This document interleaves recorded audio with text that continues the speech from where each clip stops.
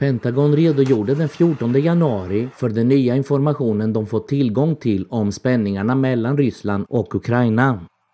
We have information that they've prepositioned a group of operatives to conduct what we call a false flag operation.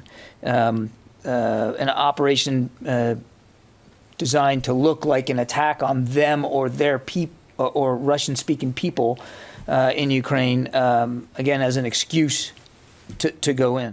Pentagon säger också att man har ytterligare indikationer på att ryska påverkansaktörer redan börjar fabricera ukrainska provokationer i både statliga och sociala medier. I'm not at liberty to go into a whole lot more detail than that, but I hope that by the fact that we can say this as confidently as we can, you can take away that there's a fidelity here to the information that we have that we believe is very credible. Pentagon konstaterar att Rysslands president Vladimir Putin förmodligen känner till dessa planer.